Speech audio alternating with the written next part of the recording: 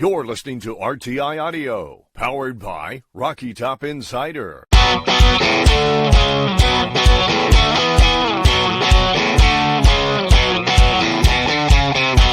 This is Pancakes and Bacon with VFL, Kyler Kervison, and Reed Bacon.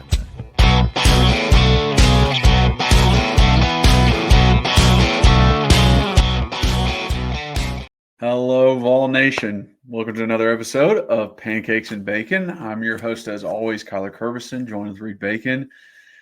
It's a tough loss on the road, but we're here to break it all down. We're here to look at the film. We're here to make some judgment calls, look ahead to the future. Before that, please like, subscribe, hit that notification bell, leave a comment if you're watching, rate and review if you're listening. Follow us on all our social medias. You can find them in the description below. But yeah, super excited to jump into this. Really, watching film, not as good as you think, not as bad as you think in certain areas. So we're going to look at all of it. But first, Reed, how are we doing, bud? Kyler, hello, beautiful. Hello. A lot of mixed emotions today. I'm very excited to talk with you about the game. Yeah. For a loss, I enjoyed going back and watching it. I really, really did. I think I had a good mindset going into this game. I thought so too. And then Tennessee really did well on offense in the first half, and they really toyed with my freaking emotions, man. I'll tell you what.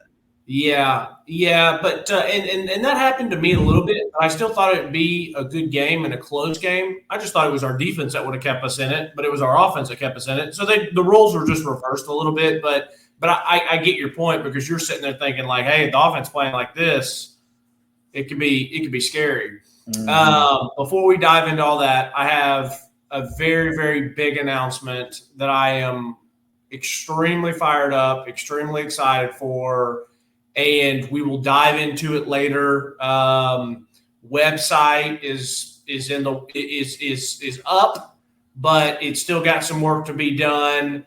All the other steps have been taken. I will have an Instagram going, so you will start seeing this. You will probably start hearing some advertisements coming soon on the Sports Animal in the coming weeks. But love that. Yeah. We're going all in. Matter of fact, I had my first job of bacon junk removal. So this is a title sponsor for Pancakes and Bacon. The old title sponsor. I told Kyler, I said, I'm going to be the title sponsor, so you'll get some goodies from me. So, anyways, long story short, in all seriousness, I got merch, baby. Yeah. So I'm trying to do this. This has been a long time coming, long time coming, and I'm not going to take up this platform or this time to go into all that. I just couldn't be more excited and more thankful, more appreciative. Knocked out my first job yesterday during the day. And this is definitely something that is for the long haul. This is something that I'm doing to try to build something. And like I said, we'll get into that later. But I appreciate you letting me say something on here and go ahead and start kind of getting the word out, because Vol Nation, I need you. When you'll start hearing everything, and ring me up, hit me up anytime, because like I said, I'm just building the business, so I need as much opportunity as I can. Kyler, for the quote today, you just got to finish. You got to finish, and this quote can be good for two things. We didn't finish the game last night. Nope. But we can and we have to finish the rest of this year. I mean, something astronomically crazy would have to happen for us to lose this upcoming weekend. But then the game that, is a game that you got to show up for. This isn't the same old Vandy. This isn't your grandparents' Vandy. This is not your dad's Vandy. So we're going to have to show up and play and win. And you know what? Unfortunately, there might need to be some style points based on how this committee looks at stuff. But we got to finish, and that's all there is to it. You got to win these next two games. Hopefully, do it in a nice fashion, and hopefully we can get in the dance, because and this is the last thing I'll say before I hear your overall thoughts on the game.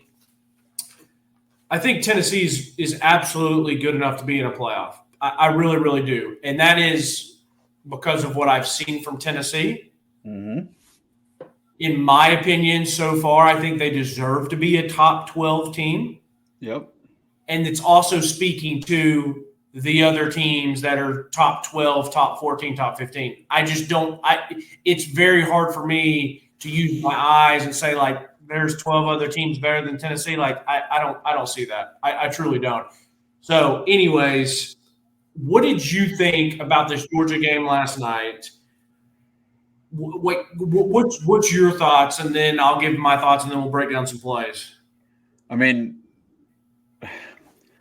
looking at it in its totality, what happened is the offense clicked in the first half and hit on those plays that maybe we haven't done in previous games. We're able to connect with each other. We're not dropping balls. We're hitting guys on out routes. It's working well. And in the second half, it went back to what it's been in the past. Overthrows, drop balls, missed assignments on the O-line, one guy out of 11 not doing his job. And it kind of reverted back to what we've seen earlier in the season, which is the reason why Tennessee was a 10-point dog, right? It wasn't because of their defense, it's because of the offense. So we saw that happen in the second half. I do think it's a different game for our defense if our offense is able to convert in the second half, maybe get some points in the second half. It feels a little bit different pressure-wise on our defense. Okay. And, you know, those guys have been fighting their asses off all year to try and hold this team together. The defense has. And this is, you know, when this offense is clicking, it's one of the better offenses that our defense is faced. I mean, honestly. I mean, you could say maybe Alabama has a better offense, but, like, these two teams went toe-to-toe, Georgia and Alabama together. So this might be first or second best offense. And then, man, just some unfortunate random things happening. The face mask on second and long, the 12 men on the field on third down after a pass breakup. And, you know, little things missing. You know, Georgia pretty much having a false start by the quarterback, but then he throws the ball up and it hits the wide receiver in the chest while McCoy's in front of him. Like what kind of freakish play is that for a first down, which was like a huge part of that drive? Yeah, I mean, Georgia had two very good long drives in the second half, and that's what made the difference. You know, we've said that, like, if our offense scores 20 points, then we're going to be okay. And I think if our offense does score again and gets to 24, I think it's a different ballgame. I think Beck starts thinking more like he has in previous games. There starts to be a press on the Georgia side, and, you know, that leans in our favor. So, yeah, man, it was just, like I said, going into the game, I thought, hey, we're not quite there yet. I didn't see enough versus Kentucky and Mississippi State to feel good about this offense. I wonder what we're going to do. I feel like Georgia's going to win. Our offense performed well in the second half. I got my hopes up, and I was like, okay, you keep doing this, and I trust our defense. We can definitely, you know, pull this thing out. And then it just kind of went. I mean, we punted with 9 minutes left in the game, thinking we're going to get that ball back, and we didn't until the game was already over. And it's just tough. I mean, you've trusted your defense all year. Why would you just all of a sudden be like, nope, not now? Yeah, I'm fine with the punt there, even with how things have looked. Kyler, for me, thought about this a little bit last night, and then when I woke up this morning, this is very much Alabama game last year, in my opinion, where we play really well. Off last year in that game, we were clicking offensively to start. We go into the half with the lead. With this game, we're playing probably some of the best offense we've played all year on the road at night in a hostile environment, which I'll get to that too.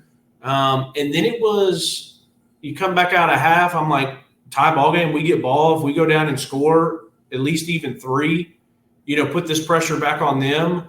But I just felt like it was a slow death, kind of like that Florida game. I mean, that Bama game was last year in the second half. Yeah. It was like a little penalty here, a good play by them there, something kind of BS from the referees. It just was the exact same thing. And I feel like, and some of you folks that are local listeners and maybe are tied into some of the high school football, one of the things that I thought about when you're playing Alabama and when you're playing Georgia and you're playing some of these other good teams, and especially when you're playing them at their place and it's at night and it's a big game, and I'm not taking away from what Nick Saban or Kirby or some of these other really good programs have done, but it's almost that they get a little bit of the benefit of the doubt by human nature of, well, they're really good. So when that offensive lineman has his hands a little outside, he kind of gets away with it because it's just natural. And I bring up high school football because I felt like Maryville got a lot of that same stuff. Yeah. And I felt like Alcoa got a lot of that same stuff. And I'm going to be honest with you, Kyler, there's probably a lot of people that thought Catholic got away with some of that stuff my first 3 years there. Because like I said, I'm not taking away from these programs. Kirby is a really good coach. He gets really, really good people. But it's like this psychology, like, oh, Kirby's so good. His defensive backs are so good. His D-line eats. They got big physical offensive linemen. Where'd you hear all that stuff? The same Alabama stuff. And so it's like, it's different if Kyler Kerberson comes off the ball and he's got his right hand inside and his left might be just a swinge bit outside and he's dummying somebody. Well, they're probably going to throw the flag on you before they throw it on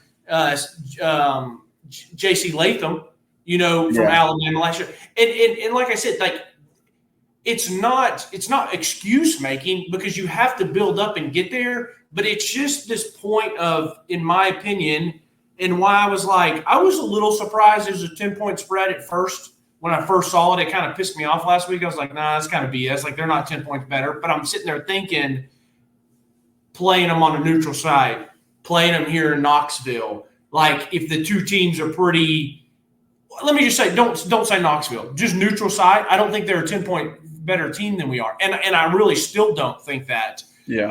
After watching that game. I just think – so anyways, I saw that 10 points. I'm sitting there thinking, I don't believe that. As the week goes on, I'm like, you know what? I can see Georgia winning this game by 10 because it's going to be a 3-point game, a tie ball game, a 7-point game. They might take the lead, and then they might end up getting a turnover and closing out. Exactly what happened. So that's why I was like, I can see the 10. Like, I had a buddy text me. He's like, dude, I'm 1,000% taking Tennessee. And he's not a Tennessee fan, but he bets. He's like, I'm taking Tennessee. That's a lot of points. I said, don't do it. Don't do it. I said because I just feel like Georgia and Kirby will try to add that extra one on the end.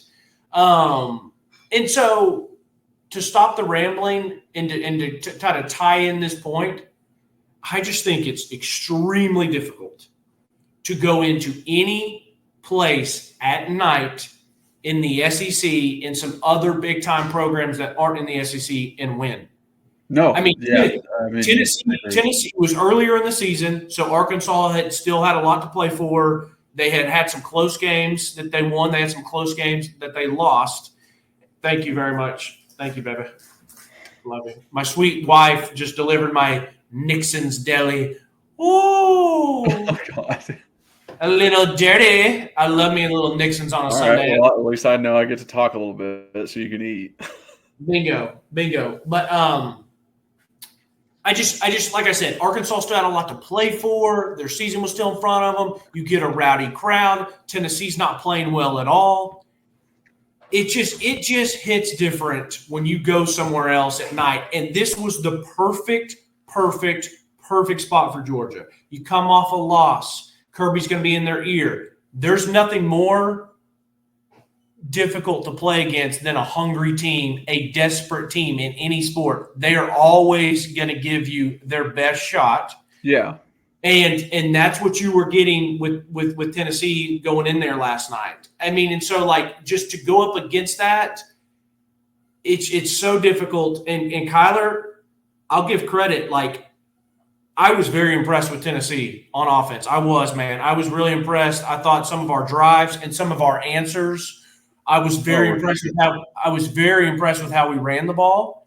And defensively, I thought when I slowed it down and went back, like we had some pretty decent defensive schemes or defensive drives where we got off the ball and we stopped. But then between those penalties, and I'm going to give credit where credit's due, I thought Mike Bobo and his play calling and their plan going in was really, really good.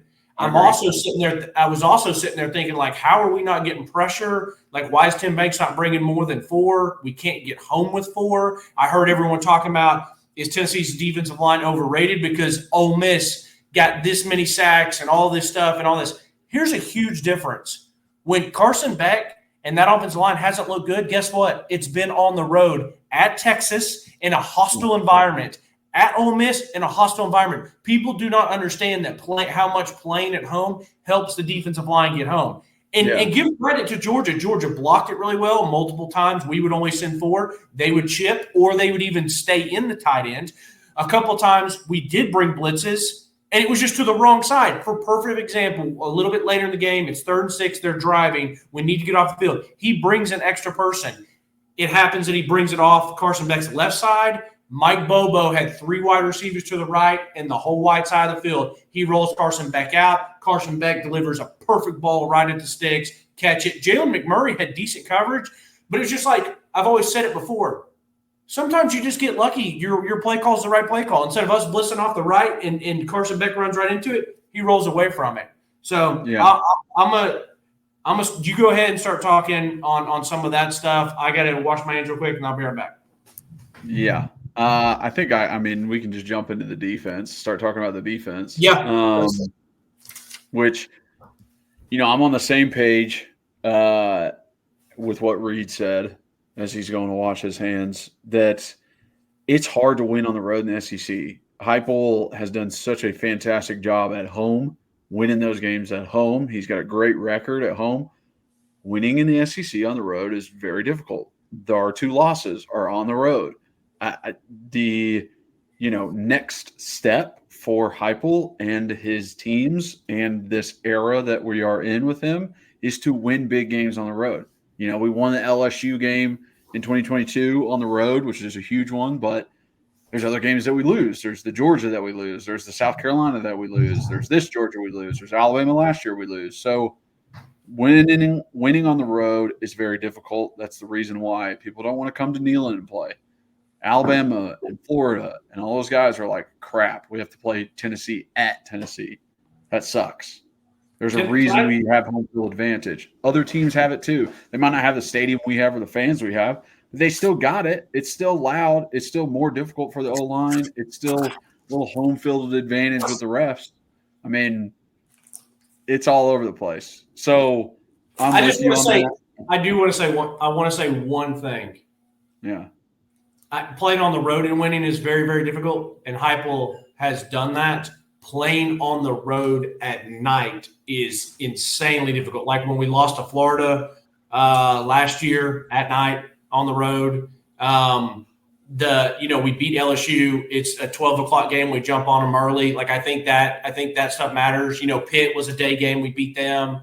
Missouri did give us our lumps and beat us bad, and that was a day game. But I just think that nighttime, when you build all that up and it's like their Super Bowl, because it's the same thing. Why do you think LSU fans fight for night games all the time? And they were like pissed when we beat them at noon because they thought it wasn't like fair. Yeah. They're going to do a night game. Like, Yeah. this is not fair. And that and Josh Heupel's record against Georgia, and people are like, he's 0-4 now. Guys. Yeah, I don't think that Heupel hasn't gone into that boxing match with a fair fight. He's been going into that boxing match with one hand tied behind his back. Hell, the first year he was going in there trying to headbutt to win. He had no hands to throw. So it's like that 2022 when we were really good, Our defense was bad. Georgia was unbelievable. One of the best teams, one of the best college football teams. So I'm not getting into that yet. That I haven't seen. Like, I truly in my heart think that we beat Georgia next year here. And if we play them, depending on the schedule, if Nico's a senior, I think that could be the first time we get our victory down there with him as a senior. I do. And I hope we do, because I'm tired of Kirby Smart, smug ass. I agree. I thought he was a little too calm in some certain situations where I'm like, what? Do you already know the outcome? Do you already know that? I thought that too. Because you seemed real calm. But anyways, let's jump into the defense. I put on there, where's the D? And it is kind of like that. Where is the defense, right? You know, we're used to them holding teams 20 points or under, and then they get 31 put on them, and it's kind of like, okay. I mean, the overall like vibe of it, which we've talked about, is when we broke down this defense, we go, this defensive line is really, really good, right? They're really, really good at getting into the backfield on runs, really good at rushing the passer. These DBs, they play really good coverage. They're actually pretty good open field tacklers too. They don't let broken tackles happen. Where's the part of the defense that me and you talk about, and we go, here's the weak point. It's the linebackers. Having Keenan Pila out, not good for us. Okay? Linebacker was always the weak point. And how many completions did Carson Beck have to tight ends? How many completions were across the middle or down the seam?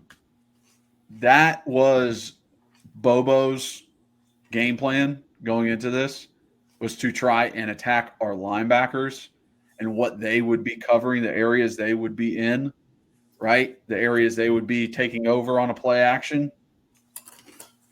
And he did a very good job at that.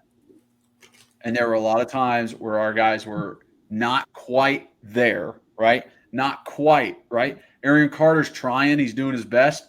But they throw a ball right over his head for a touchdown, okay? You know, they run a play-action pass and on one of their last drives, and the tight end comes across the formation and gets into the flat, and he's wide open because Jalen Smith and Caleb Perry are the backside linebackers, and they are our fourth and fifth best linebacker on our team. And Keenan Pili's out, so it makes them actually have to play. So it's just situations like that. I think they took advantage of it. I think their O-line did a very good job when we rushed four at protecting Beck. And I think they did a good job not taking huge, deep shots. It was intermediate throws, if it was anything. It was in the flats, it was jump-offs. And it's not like, hey, I got to sit in this pocket for 8 seconds, for 5 seconds. It was never that. It was like, let's get rid of this ball. Let's keep it moving. So, yeah, I think Mike Bubba had a great game playing versus our D.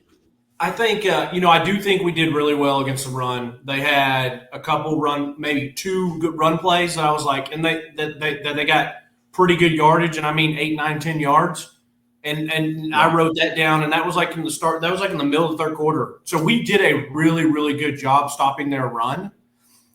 They did a good job of, once they kind of saw just the normal runs weren't going to work. I thought that it was a great play call when they did the jet fake quarterback power with Carson Beck. That one kind of pissed me off a little bit. It was a great play call, but it pisses me off that we didn't bow that one up. And then they did a couple of these end arounds to try to get us, because our defense is so fast and so physical. We say it on here all the time. They want to use our aggression against us. And a lot of those times they tried to do that, where they would let a couple guys get upfield, cross alleyways, get upfield and create alleyways, and they would just kind of let us do like one of the run plays where it was almost like a screen where they let a couple of our guys get upfield, and he just does that little toss outside, and they've got the linemen upfield. I'm like, that's beautiful. I mean, that was a 2nd 11, and they get a first down on that. So I think for me, defensively, we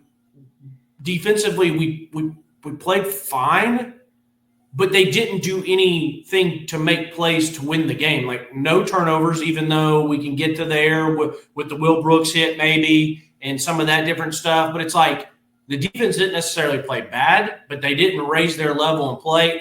And I thought we would be able to get home with 4, and they weren't. And like you said, I think people need to understand they were getting this ball out quick. Even those couple deep shots that they took to very start the game, I mean, it's 1, 2, 3, and he's letting it go. It's 1, 2, 3, and he's letting it go. They hit another deep shot with the tight end, which was a great design on Will Brooks, and it was like 1, 2, 3 out. Like they were not keeping Carson Beck in there long. So don't get it twisted. I thought we would see a different game as well. I thought we'd see his ass getting up off the ground after our D-line eating. But this is also the best offensive line Tennessee's faced, like skill and talent-wise, and you know they're going to bounce back after how they played last week. Yeah, exactly. That's their emphasis, right? And they were also able to take advantage of our aggression, like you said, with false starts, offsides. Free plays, man. It's a lot easier. Now you're at home. Now everything's quiet. Now I'm going to do this double clap. And this defensive line has been used to playing at home where it's just loud. They can't hear a damn thing. All they got to do is look at the ball. And now they're getting the tricks where it's like the double claps, like now they're reacting when you don't hear those kinds of things. You don't hear the clap. You don't hear the thing when you're at home on the D line. It's a lot. And Carson Beck had not really gotten in the swing of things yet. He gets that first free play with JP jumping off sides, and he hits that seam. It's a hell of a lot easier to rip a seam in there when you know it's a free play. Yeah. So, exactly. So as we start the game, Ricky, first play of the game, incredible pass breakup. And then Ricky had a fantastic game. He played great the entire game. And I'm sitting there like, dude, I got a first-round defensive end. I got 3 techniques and nose tackles that will rip your ass apart. I got 2 badass damn corners on this defense that'll lock down dudes man-to-man. Like, damn, I love this defense. But then we still struggle down the stretch. We still let up stuff that we don't need to. It's like, oh, man, that's infuriating. There's just like little stuff here and there. The linebacker core, I think, is weaker than the other groups. And that makes a difference. So, dude, Ricky, I just got to say, I'm happy you shouted out Ricky. That dude, this was his coming out party. If we've already had JM3, Jamon McCoy's come out party basically all year, but really against probably Bama and Oklahoma. Yeah, dude, Ricky is nasty, bro. Like, both of them, having them another year, they're going to go into next year probably being the 2 best corners in the SEC together. And then you had Boo, and Christian Harrison in the middle.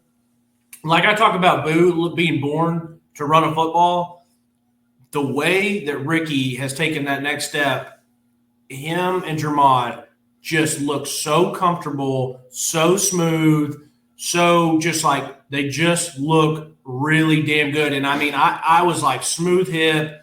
He's in the hip pocket. He locates the ball and he plays through the hands. Yeah. And it's like and dude, you know how nerve-wracking that is as a corner that the first play of the game they're taking a deep shot on your head and you're worried about A, getting caught on or snagged on, or B, pass interference. Dude, all gets game his eyes around. That was huge. He had 2 other pass breakups later where he comes off of his guy to help. It's like, golly, dude. Like, talk about instinctive plays. Nasty playmaking. It's incredible. So he has that first one. Then they try and run the ball. Easton does a good job, avoids the guard, gets into the backfield. And then third down, they try another just shot over on McCoy's side, and he overthrows it because McCoy's in perfect coverage. He's right there all over him. And it's like, great. This is exactly what our defense does, right? You don't let up the big plays. You play man coverage on the outside. We try and, have enough guys in the box, and we make them punt. And it's like, that's a way to start a game.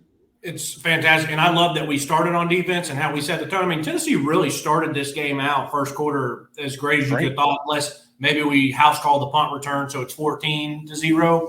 But I just want to say this. A lot of people, and I know a lot of people personally, that were coming after Willie Martinez's ass these past like last year and the year before that, if you're going to come at him and he's responsible for the so-called bad pass defense, you got to give him credit now that Jermod, Ricky, Jalen McMurray, Christian Harrison, Boo Carter are all playing really well, even the safeties. Like, don't get it twisted. I remember you people coming at his neck, and he's got these boys playing really well. And, you could say that these are the guys that they recruited as a team, not just him, but they recruited as a team. Like, these are their guys. And I just want to give a shout out because some of these coaches get ripped, and then when their teams play well, they're like, "Oh, Jalen McMurray's awesome." I mean, Jamal McCoy's awesome. It's like, well, he is awesome, but let's give some credit to the coach. Yeah, no, exactly. Let's give them some credit what they've been able to do with the guys. See, next drive, we end up making a punt again. Starts just like Elijah, just setting a line of scrimmage, resetting it pretty much. He's got great punch at the point of attack. Arian, I thought this was a really good job. They throw the bubble outside, and Arian does a good job of like keeping outside, forcing the guy to go back in, and then he gets off the block and gets in on the tackle, gets a little assisted tackle, and creates a 3rd and short. It's one of the better plays that he made in the game. You don't let you don't let them get a first down on second, and you create a 3rd down where there is the opportunity to get off the field. So it's just good. They hit a slant the inside. I mean, Jalen Smith is in the zone. So listen, if I'm an offensive coordinator or a quarterback or anybody on the offense, I'm watching Tennessee's defensive film, and I'm like, hey, whenever 39 gets in there, he's young, he's inexperienced, he doesn't quite know what he's doing yet. Let's take advantage of it. I mean, I would do that every time. And the funny thing is, it's like he's so coachable and such a good young player coaching wise. It's like he does the hard part, the part that most young guys forget. Get hands on number 3, try to reroute him. But when he does that, by the time he reroutes, comes back to look, guys are catching it right in front of him. Yeah. So, Joshua Josephs, great job getting his hand up, bats the ball away. Yeah. Again, Beck takes a shot at Jermod. He overthrows it because Jermod's in really good coverage. There's nowhere else to put it. And then they try and hit a tunnel screen on the side. Their guy drops it. So it's just, here we go. Defense is playing well, getting us off the field. Yeah. And it's, you see those starting sequences. It's punt, we get the ball, score. They get the ball, punt, we get the ball, and you're like, all right, this is great. We're crushing it right now. This is exactly what we want. And I don't think a lot of people were expecting us to score on the first drive. I definitely wasn't. I wasn't either. I think Kirby might be a little surprised by that too. I agree. So next drive, they hit a little bubble on the outside, but then there's a holding on Ricky by their tight end. So that brings him back. He did such a good job of recognizing and triggering his ass off so hard to force the hold. Makes the hold. Eason does a great job, resets the line of scrimmage, tackles the running back. And then Big O bats the ball down on 3rd. And Ricky's in great position. Thank you for saying that. If he doesn't got that ball down, Ricky's all over Buddy's back.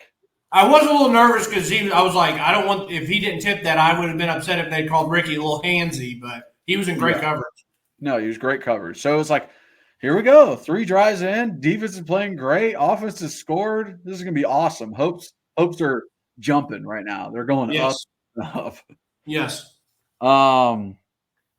Next drive, Jalen McMurray. across the entire field. I love that Kirk Herbstreit shouted it out. He does a great job of bringing those plays back up, being like, holy crap, did you see that? And we get to see the replay. It's awesome. Yeah, I agree. And just, that was effort. That was literally effort. That's the only reason that he was able to bat that ball away. When they showed, a lot of times on plays like that, you'll see the guys pretty much in good coverage, kind of like the whole way with it. Georgia got what they wanted. There was some good separation. Beck sees it, and Jalen just doesn't give up on it, and he kind of hits a little turbo boost and dives out.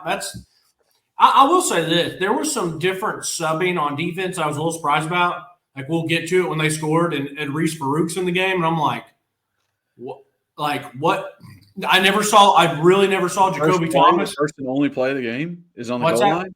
It's like the first and only play of the game for him is on the goal line. Some shit like that is like if someone's helmet pops off and they're like, the coach is like looking around. It's like, oh my gosh, like Reese just go in because he's right there. Like, we got to get lined up or whatever else. But that was weird. I didn't see Jacoby Thomas back at safety hardly at all. I mean, it was Turntine, Will Brooks, and Christian Charles a lot. And Jacoby Thomas has made somewhat of a splash play every time he's been in there, whether it's a big hit or getting people fired up. Like, I don't know why we weren't seeing him. I don't know where the matchup was. Like, I love bringing him off the edge. Like, no offense to any of those other safeties. I love how Will Brooks has played this year. I like Christian Charles. I like Andre Turntine. But, like, if I'm going to bring a blitz with a safety, I want it to be Jacoby Thomas. So it's like that was just some weird stuff. Like, I don't know why we didn't see him. There's some other guys offensively at receivers that, like, we didn't really see. But, whatever. I mean. Yeah. So great play by Jalen. Omar does a good job. Strong punch and shed for a tackle. Then this is our first offsides. It's an offsides before the play starts. Beck realizes that. He takes the deep shot to a little seam that's coming. And McCoy and Turrentine are both there. Yep. And they both lead with their shoulders. Yep. A single shoulder. And I'm like, what are we doing?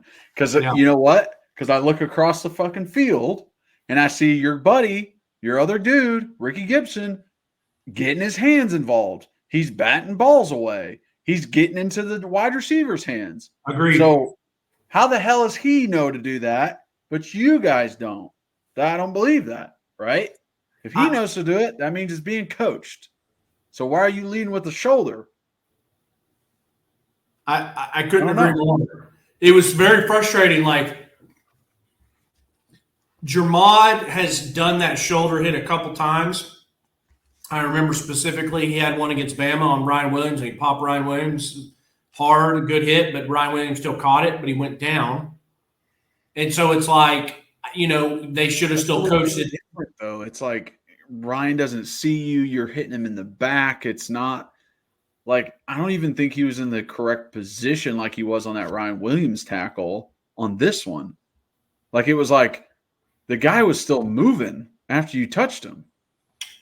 Yeah, my thing is just like if I'm in that position, you would hope that they were coaching like they would coach, hey, great hit here against Ryan, the one he hit him and knocked him down. But it's like, hey, let's wrap up because some shit like this is going to happen later in the season. But Jermod's got to play it better. And Andre Turntine, was it Turntine or Christian Charles? It was Turntine. AT, this is the second time that I've seen him with a ball that I need him to either make a play on the ball better or he's got to make a play on the player better. And shout out to Jalen McMurray for saving a touchdown or at least saving multiple more yards because that was a hell of a tackle. But, like, you can't have that from your number one corner and potentially your number one safety. You have to make a better play on the ball. You have to. And then there's another play by Ricky. It's literally a play or two later where he comes off of the guy he's defending and hits the ball out of Buddy's hands. Plays through it. Plays through the hands. Plays through it. And it's like, that's what I love. That's what I love to see. Then huge play. This is a huge play for the vibe of the game, for momentum, and it is Beck scrambling and breaking the tackles of Marion and Omar. Yep. and scrambling and getting a first down. I mean, huge momentum swing. Like I said, we scored twice. We've stopped them 3 times on defense. We're putting something together, and that play was huge. I mean, it was a huge momentum swing, and it's one of those where it's like, I don't think Arian was necessarily out of control. I think he was trying to make a play. I think Omar was trying to make a play, and it just sucks. Like, we weren't able to get him down. So I agree completely. And I don't want to sit here and be like, oh, this is the play that got him back in the game, or that's the play that's the game changer. Because Georgia's a really good team. They're going to make plays. So I'm not sitting here thinking delusional, we were just going to run away with it. But I do think that, like, you get that free seam shot, and that kind of gets him going and gets him in rhythm, lets him see the field. But I agree, like, this is a play that is a big time play to be made in games like this. Like, these are the plays that you look back on like, damn, that would have been huge, because Tim Banks did bring an extra one here, and JP got good pressure off the edge, and I think Bryson got good pressure on the other inside, and Arian's not coming from his normal linebacker spot. He's coming kind of from the right, and he kind of comes out, and it's just – He's kind of almost right on the same path as JP. He's not like outside of him or inside of him, but you have to make the play. Like, you have to make that tackle. And so just you got put in the position to do it. And now you got to do it. Yeah. Yeah. So they run the ball. I thought Ricky did a good job meeting the puller and Brooks with a tackle. It was like a little toss outside. I thought that was fantastic for them. Fantastic play by both those guys. Yeah. And then what I mentioned earlier, the seam to the tight end over Arian's head. And it's like, we just saw Arian last week. What did we do? We called him out for like great pass defense where he was able to flip his hips and he batted that ball away. And then Charles hit the wide receiver after. It's like, you saw that at Arian last week. You're like, damn, that was good. This one, he's close, right? He's right there. He's so close. You see when they pause it, when Beck throws the ball, you cannot even see the wide receiver. He throws him open into the back of the end zone. And I mean, just great play. Hey, so my beautiful and lovely wife, I texted her because I'm now done with my Sammy and fries, and I said, "Can you bring me a slightly wet paper towel so I can wipe my hands?" And she goes, "Would you want me to put lavender on it?" So I needed a wet paper towel for my little dirty hands, and then she also heated up my afternoon coffee for me. I hope you're leaving a good tip after this restaurant service. Megan's the goat. But she can have whatever she wants. So, here's the thing about that. The Mississippi State game, Arian Carter was in zone, and he just did a great job getting his depth. This one, he's in man, so it's a little bit different. But I still thought he was in really good coverage. The difference was, I think that was just a really, really, really great throw, high-level throw and catch. And there's a couple times when we talk offensively that I thought Beck did a really, really, really good job of his anticipation. There's not many people that if they just sit there and sling it that I think can have the accuracy and placement that Nico has. But where he's got to get better is some of his anticipation. And almost there's like 2 or 3 times that I felt like he was waiting to see the guy open instead of anticipating it. And I'll give some examples when we talk about offense. But like that one right there, that's where you throw that through a spot and trust your guy. But I don't want to beat up on Arian Carter too hard on that one because I still thought that was pretty good coverage. I did too. That's an NFL throw. NFL throw. Yeah, definitely. So that ends up in a touchdown. Next drive for the defense. McMurray, he's in man coverage versus out route. I think he stops him short of the first down, which was a good job. Like he's in man coverage versus out route. It's not easy. I thought he was on him. Here we go again. We get an offsides again. It's a free play. And who does he hit? Tight end up the seam. He hits a guy up the seam. He's hitting the guys in the middle of the field. Yeah. It looked like T. Lander fell down on the play. Don't know what happened there because the camera wasn't over in time. And then it's these 2 plays in a row, which were just like wild. Is the shovel pass incompletion, which we thought was a fumble. Yeah. And then they come back and say it's incompletion, which just messes with the whole flow of things. Then they do the tunnel screen, and Jackson Moy chases down the guy and peanut punches it out, and it is a fumble, and we have a chance to jump on it, and they still recover it. And it's like, you're offsides, you hit the seam, you run the blitz, he breaks 2 tackles, gets a first down, you have good coverage on a seam route, and he throws a perfect ball for a touchdown. Then you get into this, and there's an offsides hitting the seam route.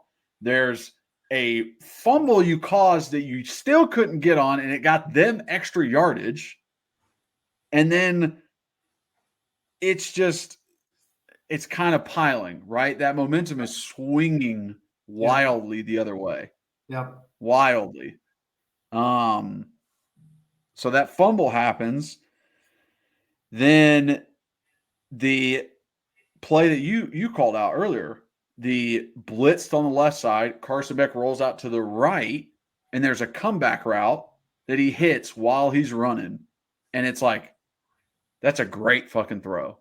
That's a great throw. While he's moving, while he's rolling, he hits the comeback. He throws it before the guy even turns around. And so that was the play I was just talking about, where we felt like Tim Banks wasn't heating him up, wasn't bringing enough, but he brought a guy off the right, and they just had rolled to we bring him off the right side of the defense, left side of the offense, but it just so happened that they got fortunate and called that roll to the right side. Those other plays, man, it's really, really tough. It's one of the great reasons for those touch passes, because they are incomplete if some shit like that happens. It's a huge bummer that it wasn't like a turnaround handoff jet reverse, because then it's a fumble. And I have to give a shout out, man. This sounds like little something, and it sounds like, oh yeah, whatever. The way that Christian Harrison recovered that was so impressive. I'm telling you, from experience, lower level, bring it down a notch, lower level, high school football. High school football, a loose ball on the ground can make the most athletic people look like they are drunk babies. I mean, It is wild trying to go out. And so the way that he sees it, plays it, and can just almost drop his body and stop his body running and just fall on it. And I literally said that to my dad. I was like, holy crap, like that was very impressive. I know it doesn't look like it. You see a DB that's athletic as hell and fast and all that, and he drops down on it. And then I just look like an absolute genius, because the next play, Andre Turntine can't get on it. Andre Turntine overruns it. He goes to try to get it, and it slips out. It's like those little things make up the big difference. And I don't want to sound like I'm beating up on Andre Turntine on a couple of these plays, but like he had some opportunities for some plays to be made. And it's like you recover that there. And I'm not saying it's not difficult, but like it changes the game. And like that was just like you've already mentioned, that was such a funky thing. And lastly, you mentioned it, Jackson Moya. I mean, incredible play, incredible effort, incredible hustle. That is elite defense play. We did not play elite defense at all last night, but that play was outstanding. Yeah, no, I agree. He hits that comeback. Then they're down towards the end. They run the speed sweep to Bell behind the line of scrimmage. They call an offsides on us. There's no offsides.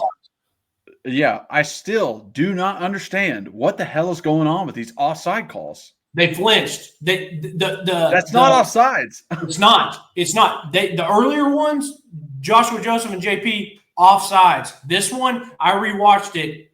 They flinched. And so it's like I've always say it, and I'll say it every time we do this. I don't like to pick on refs and blame the refs for certain things. And I don't know how this play would have been different. I guess if they don't throw the flag, they're still kind of down that way, so maybe it only got them a couple extra yards. But I don't like this thing where refs are throwing flags on things that they think they see. I think it should be opposite. I think you should only throw flags when you know damn well that you saw it.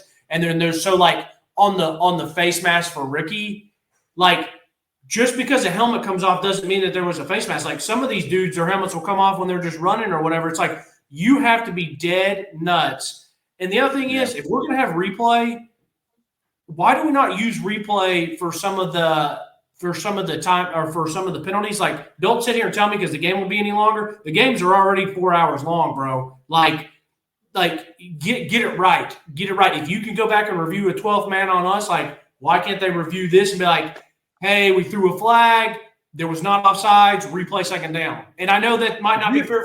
If you can go back and fucking instant replay a pre-snap fucking penalty. I didn't know that was the rule. After the play's over, that refs on the field didn't fucking see. None of them did. They literally had to call down to go back and look at it. None of them were thinking about stopping that. None of them.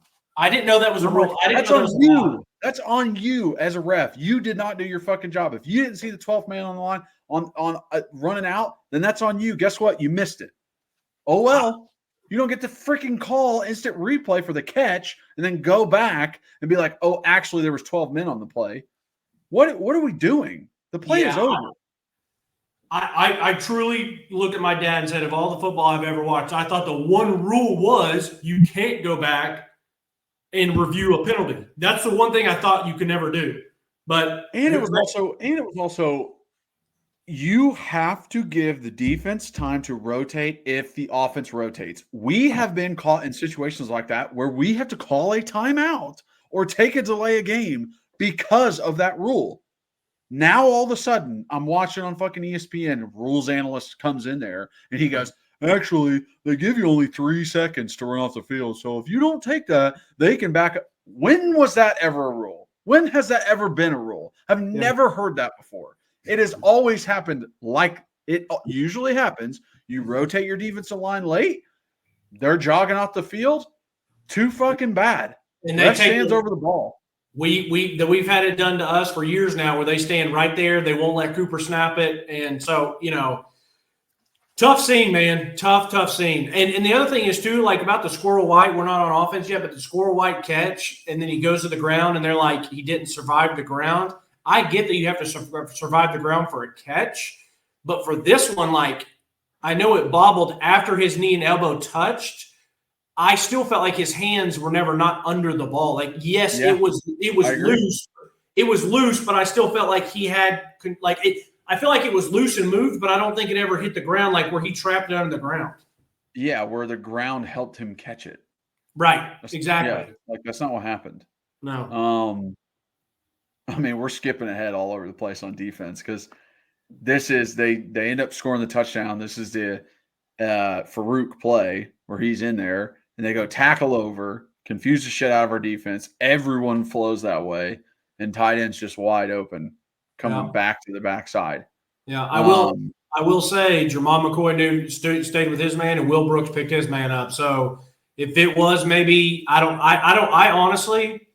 I need to text Ryan Shumpert with RTI, and I hope that he'll ask Heupel or Tim Banks, like, hey, why was Reese Farouk in the game on that? Like, not because it was like it was his fault. We still don't – it might not have been his fault. It could have been T-Later's fault. But it's just weird. Like, we haven't seen the guy all year, and he's in at one of the biggest plays of the year. So, I don't know. I thought, like, what you're seeing out of this offense is exactly what I said in the beginning. Like, you got to – touchdown over top of our linebacker's head. You got another touchdown where linebackers or Farouk are supposed to be on this guy. You've got seam routes getting hit when we're offsides. And you got, crossers that are getting like that kind of stuff was like, hey, I'm attacking the weak point of this defense, which is the linebackers. 2 people had their man in play action pass and the third didn't. So, yeah.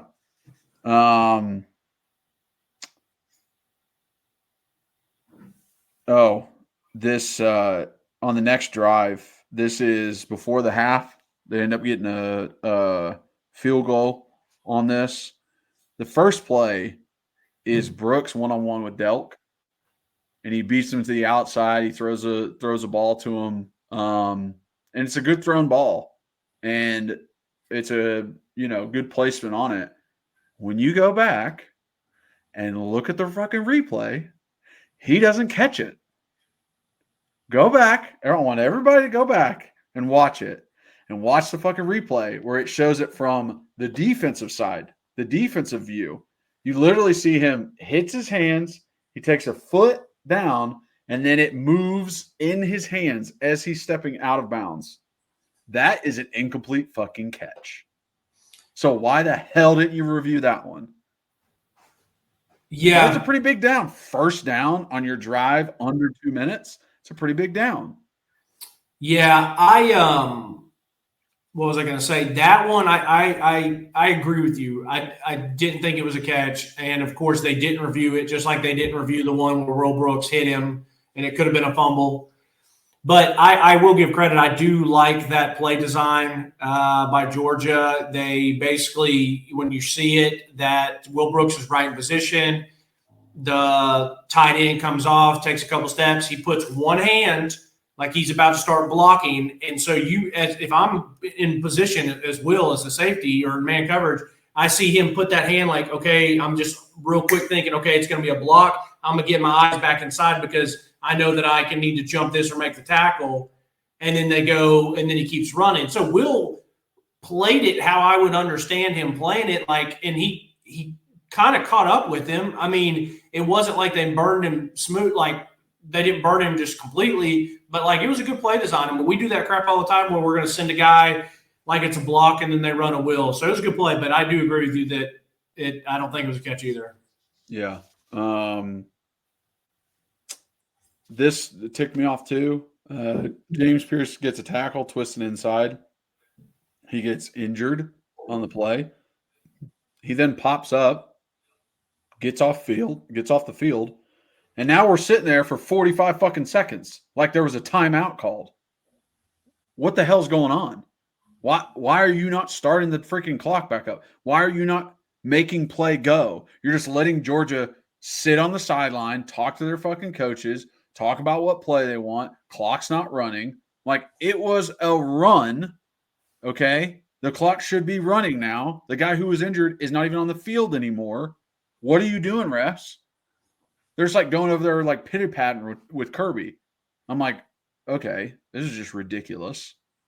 My dad was saying something about that too. He's like, that just even if it's nothing, that doesn't look right because they're not really supposed to there wasn't a reason to go over and talk to Kirby hey, what do you want to do about this penalty? Yeah, no, there wasn't anything. Let's see. I thought Arian did a good job forcing the ball inside on a little pitch. Eason was there to try and make a shoestring tackle. He pulls off the guy's shoe, but doesn't make the tackle. So he gets a first down out of bounds. That was that 2nd and 11 run play that I thought was a great design where they just do a little toss. Yeah. They let their guard, I think maybe both guards or maybe guard and tackle get up top. I mean, it was beautiful design. Yeah. Amari hits the ball, bats the ball at line of scrimmage. They hit a check down. Great play by Amari there. It looked like we had really good coverage on the back end there. Yeah. They hit a check down, and then they run this quarterback power with the sweep, and Tyree West gets blown up at the line of scrimmage. His guy takes him and moves him back. T-Lander gets blocked, and it's an easy counter run for Beck. I mean, he doesn't get touched until he's getting a first down. Yeah. So then they're holding James Pierce, so it backs him up. Arian, I thought this is a pretty good job on an out route in man coverage to kind of stay with the guy. He is, really on him and makes him kind of go down before going out of bounds. So I'm like, that's good. And then they call PI on Jamad the next play, which I see kind of I guess technically, yeah. But they're both hand fighting. They're both got hands on each other's chests. They're both pushing each other. So it just felt like a very easy no call kind of place. Next play, He almost picks it. He almost picks it off. I mean, that's exactly what I expect from Jamad. Is like he finds that ball and he's almost there for a pick, which I loved. They run this delayed wheel route, and they kind of pick Boo, who's trying to cover this wheel with their other wide receivers, and it is very much like he's like slow playing, just waiting for the other receivers to kind of go in front of him so that he can go around, and he ends up dropping the ball in the end zone. But it's a very well schemed play that they didn't capitalize on. Yeah. I think, this is the one where I got to give the defense credit for holding to a field goal and keeping it 17-17 at half, because I think that's such a massive win with some of the plays that they've called, with some of the design, some of the things that have happened on this drive, and knowing that we get ball at half. So I'm sitting here thinking, hey, you hold them and it's a tie ball game and you come back out and put 7 up on the board. I think that's massive. So I do want to give a shout out to JP for forcing the hold. I can see why they call PI on Jamal McCoy, but great freaking job not letting that play and that PI call beat you. You come back to the next play, they come at you again, and your ass plays it perfectly and almost picks it off, which would have been a game changer to save points. So, and then 3rd and 15, good coverage, and Beck smartly throws it out of the back of the end zone. But that was one of them. That was one of the play or possessions where, like, hey, the defense bowed up for us. Yeah. So that's half. In the second half, after our first drive, so this is that drive where Ricky is in good coverage and the wide receiver pushes off of him. Yep. So they call PI on offense. It backs them up. They're in 2nd and long. They throw the dig. Ricky's there to make the tackle, and they call a fucking face mask. It wasn't even a dig, bro. So this is the only thing I have here is, they throw it deep. It's the PI, then they run it, and so now it's 2nd and 24, and Ricky's probably 10 yards off. And I get you don't want to get beat deep. You don't want to give up anything astronomical, but this is the only thing I was a little bummed with. Is it's not even a dig. It's a slant. It's like a 3 or 4 yard slant. It's an easy pitch and catch for Carson, this receiver.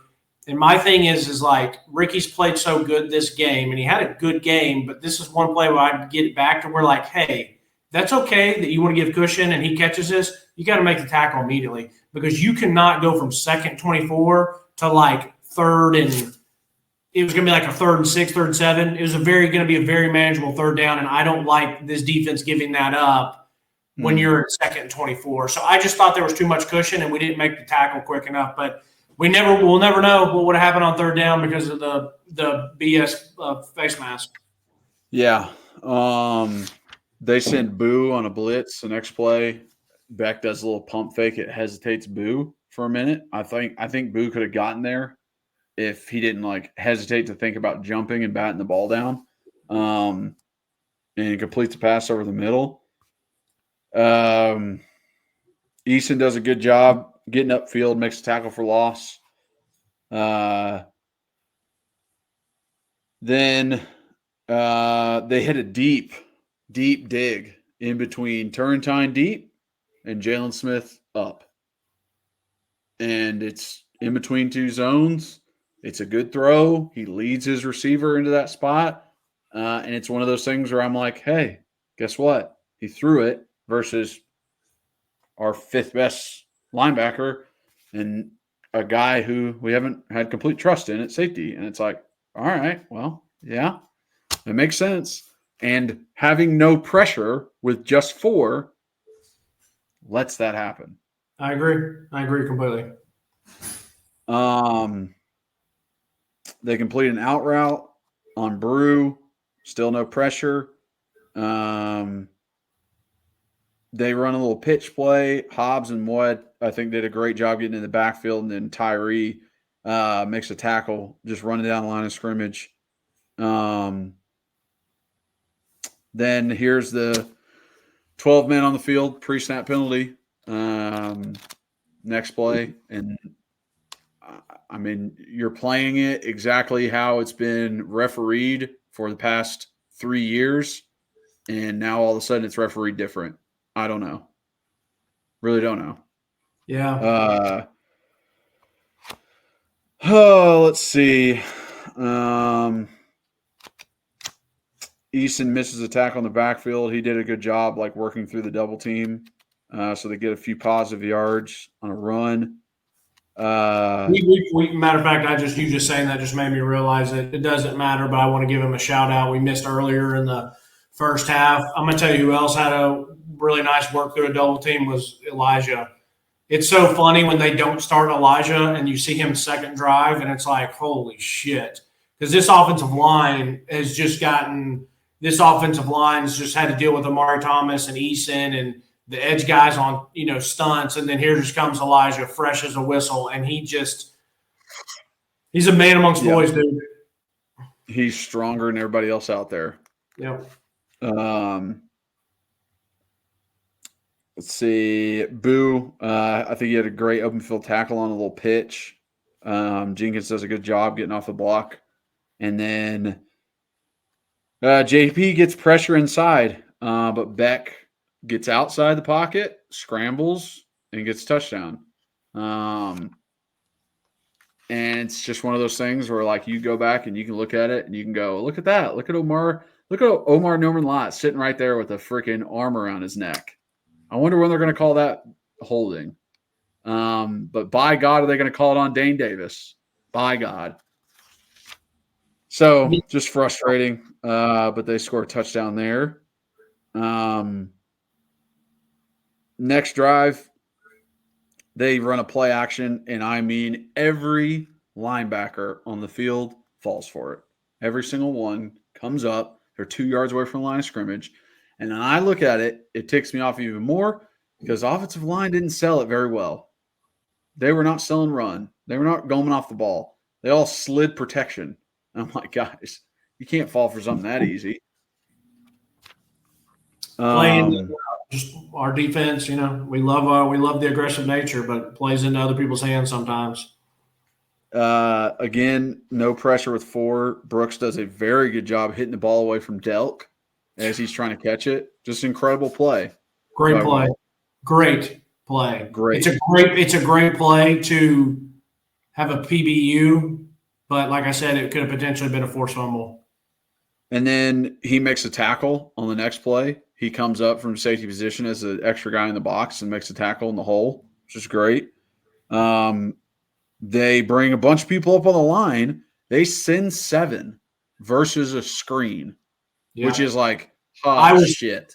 Dude, I was watching it. I was like, okay. I was like, he's showing it. I was like, my goodness, I hope we get there. Maybe he drops one rat robber in the middle, and then it's a screen. And I was literally standing because at this point I'm standing watching the game. And I said, you got to be kidding me. They're getting so lucky that they're throwing a screen on this. Luckily, we chased his ass down and made a tackle. But I was – yeah, Arian does a fantastic job retracing. He actually comes on the blitz and then sees it. And Ricky – again, does a fantastic job coming up, slowing the guy down, making him kind of move after he catches the ball and gives Arian enough time to catch up. So we make him punt, which is awesome. And then this is last drive of the game. This lasts for almost 7 minutes. It is a 92-yard drive in the fourth quarter and puts this game to bed. And this is the situation where you think, I have the elite defense. My defense is going to step up. Defense travels. They're going to be able to make a stop and get us the ball back in a 1-score game. But they don't. They hit a seam to the tight end to start it off. Arian comes up on the play action. So he's not deep enough for the seam route. Let's see. Omari does a good job chasing down the line of scrimmage on a toss. I think this is one. Boo had a pretty bad. He had a nice hit, but he didn't wrap up on this drive as a missed tackle. Got him a first down. So I got a good tackle by Ricky on a hitch route. And then this is the one where Beck, double claps, and then he's literally falling out of his stance, which is a false start. Doesn't matter what position you're in. It's a false start. He gets the ball, and then he just throws it. Just throws it directly at the wide receiver, and McCoy is literally on top of him, and somehow it gets in between both of them for a catch. And it's one of those things where you're like, I'm not mad at Jamon. Like, he's in the right spot. He's where he's supposed to be. Yeah. I don't know how he got that ball where he got it, and I don't know how the refs didn't call a false start. This is very, very unfortunate. Then they get an 8-yard run. This is one of those runs that you're probably talking about. They get an 8-9-yard run on first down, and I'm like, what the hell's going on? I look, and Joshua Joseph's 4 yards off the line of scrimmage. Like, there's no backside defensive end. And where does the running back go? He cuts it to the backside. And Joshua tries to come in and make the tackle, but he's already 6 yards downfield.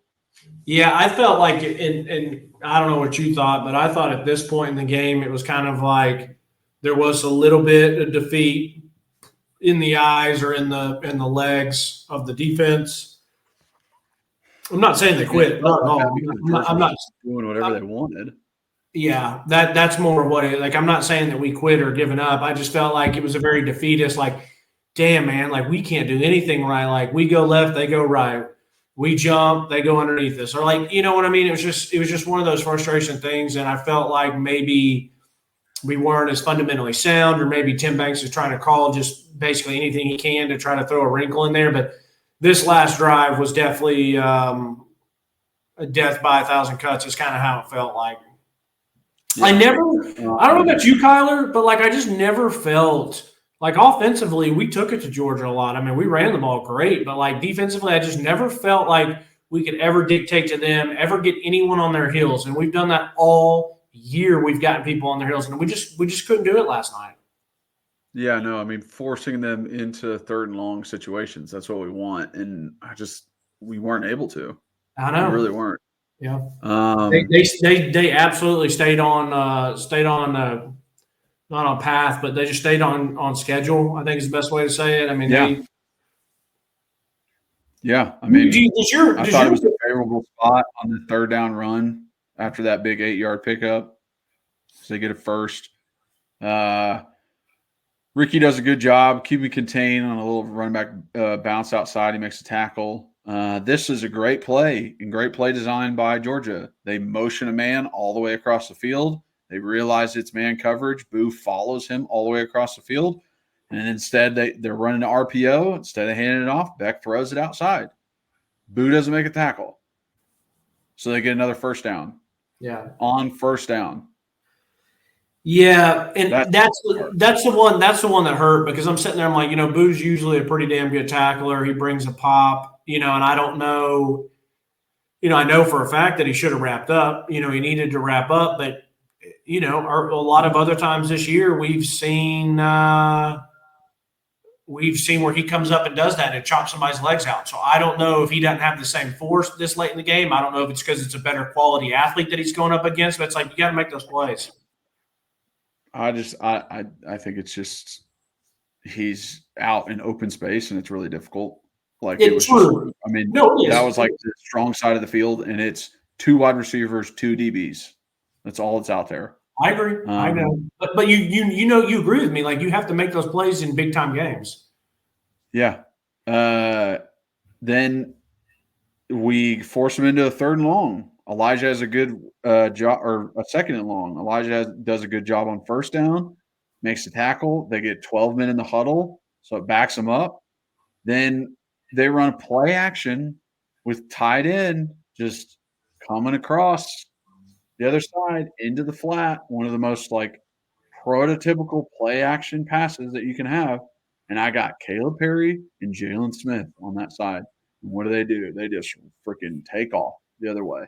And he is wide open with a freaking another tight end in front of him to block. And he gets all the way down to the goal line.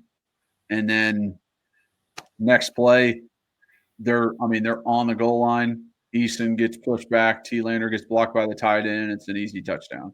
Yeah. And, honestly, at that point, you're like, let them score so we have some time left. So it's just – I don't know, man. There was just times where it felt like Georgia was getting bailed out, and there's other times where it just felt like guys weren't doing enough to make a difference. Yeah.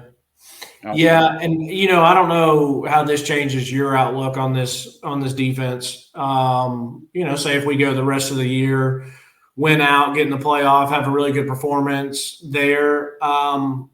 But I don't think I can say this D-line's elite when in the biggest game of the year, and they don't take over. I feel like if you're elite, you take over. They're still really, really good defensive line, but I'm not going to call them elite if they can't take over a game in this spot or even just make a little bit more plays than they did. And the defense, I'm going to go back from saying the defense is really, really good to great to be like they're good, but you can't. You say maybe some of the batted balls; those are good plays by the D line. The chase down by Jackson Moy, that's a good play by the D line. But you also have 4 offsides. Yep. That. Okay, you're negating all those good plays. So where were your good plays? Where's the tackle for losses? Where's the sacks? Where are the quarterback pressures? I mean, JP's the only one out of all of our guys that can get a holding call drawn. Just like stuff like that. Like, I was wrong. I thought that they would. I thought they would be better in this spot. And even not. Listen, Georgia looked bad last week. I knew that this would be a get right game for them. But I still thought we were good enough to at least get some action in the backfield. Yeah, I thought so too. I thought we were going to be able to lean on those boys a little bit more. Well, you know what? The boys that we did get to lean on were the offensive line, man, and I thought they played pretty damn well. I was pretty impressed. So let's jump into offense. I have MA offense, which is missed assignment offense, which is what happened in the second half. Mm-hmm. We had too many missed assignments.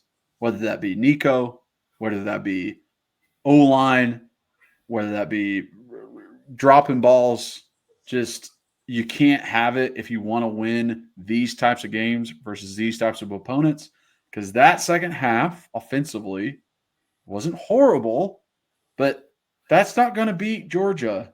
That's not going to win a playoff game. It won't. It's not good enough. 15-play drive to get 40 yards and then end up punting, great. You know what? You were driving the field. That's awesome. But you got stopped at the end. And you got stopped because of execution. Yeah. Which has just shown its ugly head all year.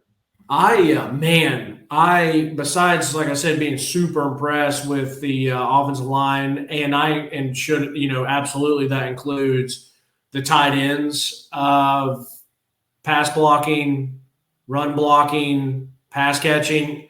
You got offensive line, defensive line. You got receivers and DBs. Well, you got linebackers and tight ends. And our tight ends have been so good in our second level, which is what I would, tight ends and running backs will consider them second level, like linebackers. Those are kind of like the combo guys is what is called.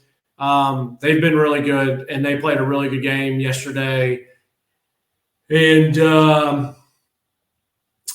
I was very surprised. I wasn't surprised. Well, I wasn't surprised that Kirby was going to make us drive the ball, but I was pretty surprised with how much cushion he gave us at times, especially on the slot. And I do want to give a massive shout out to taking the easy stuff when we had chances, meaning out routes that were completed or deep digs and stuff like that. But I say all that to say this. We were surgical. We were clinical. We had good play calling and good execution. But Kirby knew John Campbell's going to get a holding, or Dane Davis is going to jump off sides, or Nico might throw us one. We might pop one out.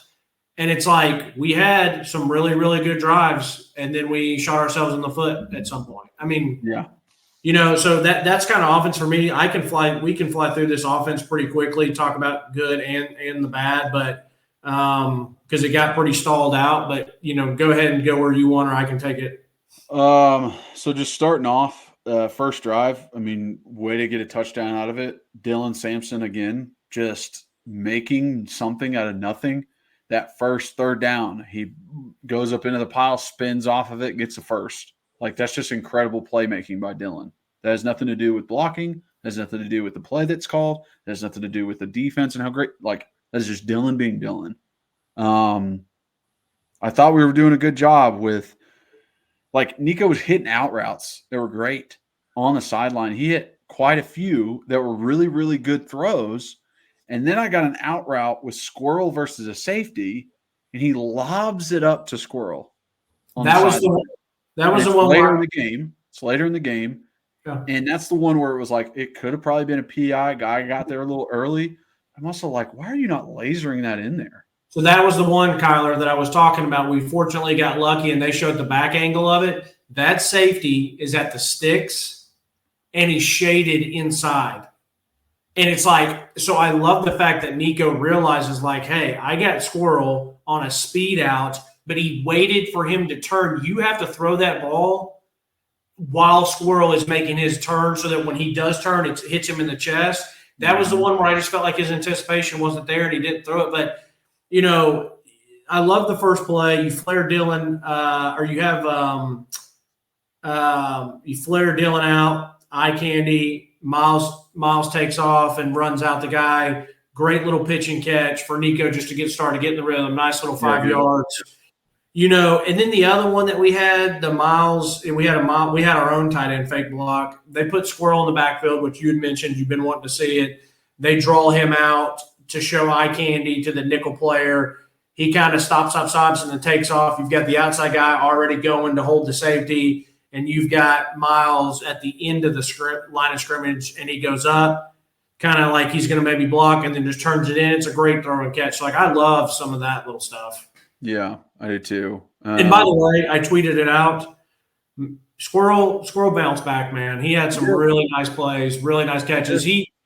It was the biggest game of the year so far, and the second biggest game of the year with Alabama. He had some drops, frustrated the crap out of me.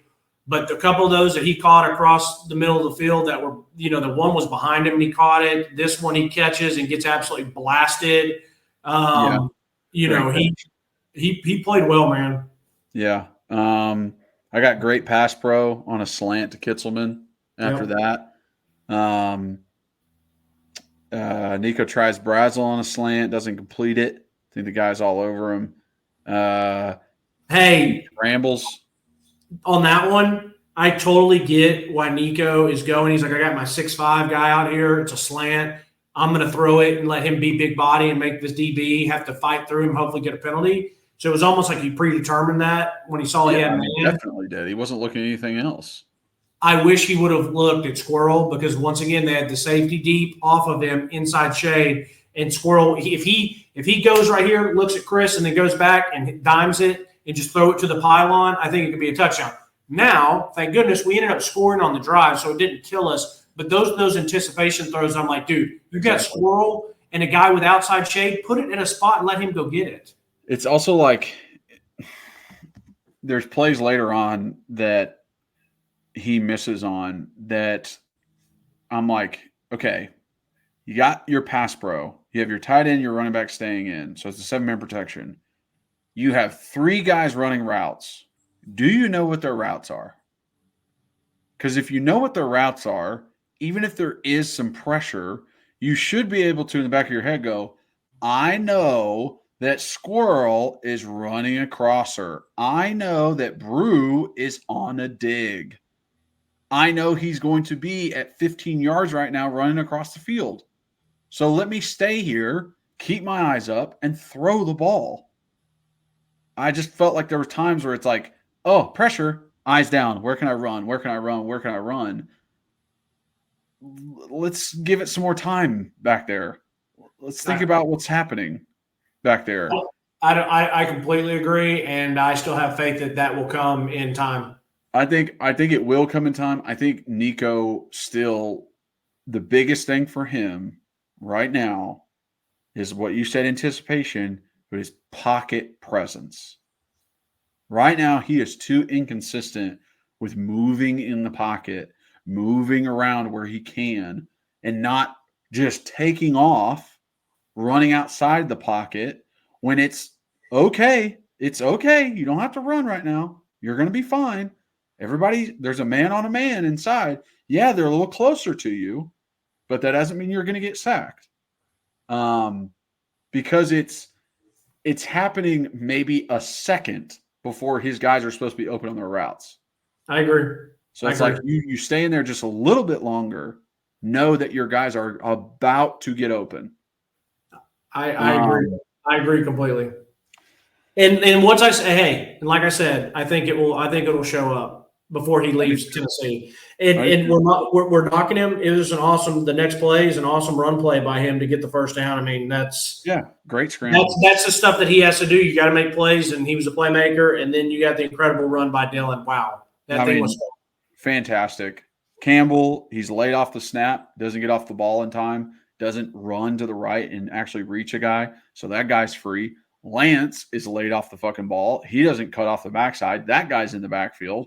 And Dylan goes, okay, I guess I'll fucking do this myself, and gets to the damn 1 yard line. I literally don't know how he did it.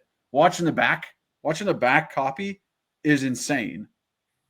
He's special, bro. Dylan being Dylan, he makes him fucking right. I mean, I'd be praying to this man. He makes you look incredible, John Campbell.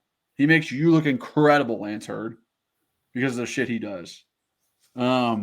And then I love a little fullback dive for a touchdown. Didn't see that coming. I didn't see that coming.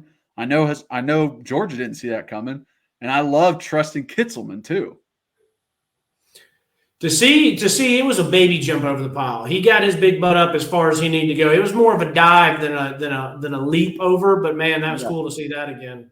Yeah, I agree. Next drive. Let's see. Nico does a fantastic job leading Squirrel in a little RPO. Thank you. The placement, fantastic. The placement could not have been better. I repeat, the placement could not have been better. There's two more bubbles that he does the exact same thing. I think there's another one to Squirrel, and then there's another one to Peyton Lewis later in the game where he leads these guys incredibly. But there's also one late in the game where he leads Squirrel like towards the sideline, and Squirrel gets tackled right away. And I felt like if he led him upfield or inside, it would have been better for him. So there's like these little things where you see the throws that Nico can make. You see the out routes that he's hitting to Stays and to Kitzelman. And then you see him throw the out route to Squirrel, and you're like, what the hell was that? You see him lead these bubbles, and then you see one behind him, and you're like, what the hell is that? You see him throw deep balls, and they're right on the money, and then you see him overthrow Dante, and you're like, wait, what was that? So there's just this up and down right now, and maybe that's because he's a freshman. Yeah. All I know is that damn bubble that he threw, I mean, Joe Milton threw I'm just using Joe Milton as an example because he's a quarterback last year. I saw him throw 100 of those bubbles. And the way that Nico placed it is the difference between a 2, 3, 4 yard gain to an 8 yard gain. It is. Because the receiver literally didn't have to do anything but catch and run it upfield. You didn't put it on the onus where if Joe Milton hits him and our guy catches it like this at the line of scrimmage, has to turn up, and then he has to do all the work. Nico was so good that Squirrel literally just had to fart and fall forward, and he's going to get 8 yards. Yeah. So he leads Squirrel. Next play comes up. This is the holding on Dane. Nico scrambles out to the right. Lance gets beat across his face inside, but he recovers enough to stay in between his defender and Nico. Dane is in between his defender and Nico. All the other O-linemen are locked on their defenders, and it's like, yes, Nico. Lance's guy is closer to you than normal. But all I want you to do is step left. Stay in your left foot upfield, right foot backfield passing position. Step left, And guess who's going to be open on the crosser? Brew, which you know because you know your wide receivers' routes. You know that he's going to be open. And it's one of those things where it's like, I know exactly what it's supposed to be because I saw Hendon Hooker do it 2 years ago to perfection. It's real unfortunate for you, Nico, that we've seen a quarterback make elite plays in this offense before because now we know how it can work. We know when you're able to just move around that pocket just a little bit, just by just a tiny bit of time, those digs are coming open. Those crosses are coming open. Your deep balls are open. You just got to give it some time. I agree completely. And I'll just follow it up exactly what I just said. I think it'll happen. I'll be surprised if it doesn't by the time he leaves Tennessee. Yeah. We got a hitch to Brew for a good first down. Great first down. Pushes through the tackle to get there. Here's another one. It's a 3rd and 7. It's easy pitch and catch, man. This is what Heupel would coach. Huh? You're talking about the one he tries to dump to Dylan. It bounced off his hands. Nah, I'm skipping that one. It doesn't. I'm just going to like the next big play was a 3rd and 7, man. And this is what Heupel always says: we have to do ordinary things at extraordinary level. And this is Nico sees it. I have Holden States, and Holden is in the slot.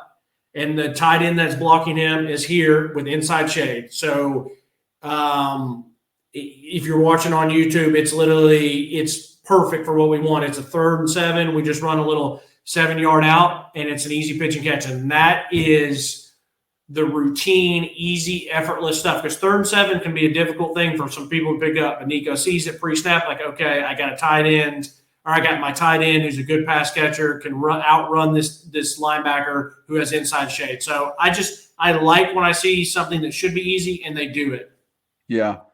Then I got and tell me what happens on this. This is the first sack of the game. What did Dane and Sprague just get beat on a double team? What happened on this is it's a play action pass, so there is a little bit of run cell, but Sprague's is leaning and lazy with his technique and gets swam immediately, falls on his face.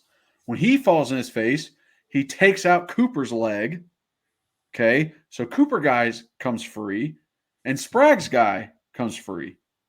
So now I got 2 guys in the middle. That's the issue, right? If Sprague's had only been the one guy who missed his dude, Nico makes them miss. He's able to avoid, but he also takes out Cooper. And now I got 2 defensive linemen sitting right there in the middle of the pocket that you're supposed to have. So yeah, it was just bad technique and lazy form by Sprague's and just leaning. And he does it again later. He literally does it again later where he's just like head leaning and the guy's just easily like swim him and knock him over onto his face. I'm like, dude, they're not that strong. Yeah, you're not going against freaking Andre the Giant out there. Unfortunately, that's just some of the same stuff we've been seeing for 3 years now with him. I mean, it's true. It's true.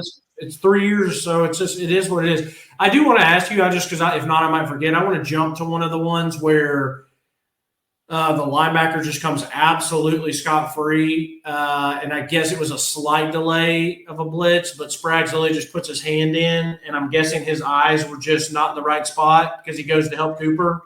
Is it all his eyes? No, it's a little bit of his eyes. It's not technically his guy to be picking up, but Sprague's guy who's going to block went elsewhere, so he didn't have anybody, and he just kind of watched the linebacker blitz. Like I watched it and watched his head turn and watched him kind of look at him and watched him just kind of like run past him without doing anything to him. I'm like, Sprague's, find fucking work. If you're ever standing around not doing anything, that's bad. That's very bad. Well, it's the exact same thing I guess we were saying a couple weeks ago, and you're like, exactly, Reed, you've never played offensive line. I didn't have to tell you, but like, why would you not continue to get your depth a little bit? Yeah, back up. Okay. Yeah. If you think alarms should be going off in your head if you're standing around as an offensive lineman and you don't have anybody to block, something's going wrong. Yeah. Like something's not happening correctly. So alarms should be going off. Your head should be on a freaking swivel, backing up if you're in pass pro, running forward if it's a run play. And your head should be on a swivel, like who can I pick up? Who can I grab? And then you pick up the nearest guy. I just thought Spraggs was just kind of like, oh, well, I guess there he goes. Yeah. Let him run past him. Yeah, okay. Yeah, that's what I wanted to ask. But, after that play that we let up a sack, it's third. And I think Nico runs into the pressure. He kind of like runs towards where it's going when Peyton Lewis steps up and makes a block. He has good pass pro, and he's able to come up onto the blitzer, and Nico kind of like takes off that direction. I'm like, why are you even go? Don't go that way. That's where they're blitzing from. Don't go to the right. Step to your left. You're going to have more space over there. So it's just those are those kinds of things where I'm like, you got to understand how to work inside the pocket, how to move inside the pocket to where you're avoiding the actual pressure that's coming towards you and not just being like, there is pressure, I have to run. Pressure doesn't mean sack. I agree completely.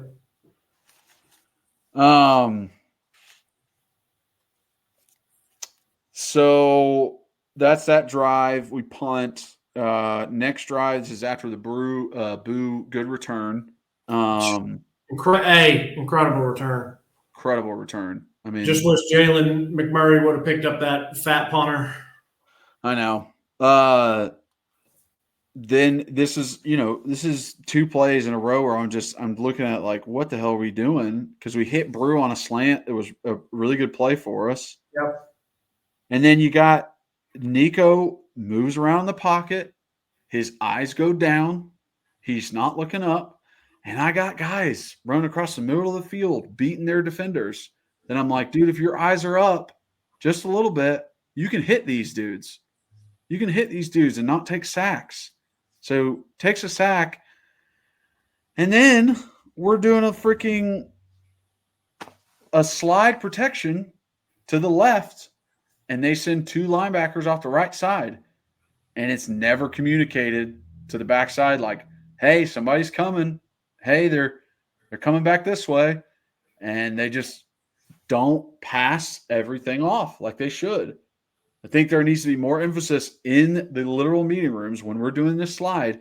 You backside guys, you have to realize that you're the backside. Like, there's not much left after you. Okay? So if somebody doesn't cross your face right into your gap you're protecting, but they swim, they go around the outside, you got to be like, wait a second. Hold on. What's happening?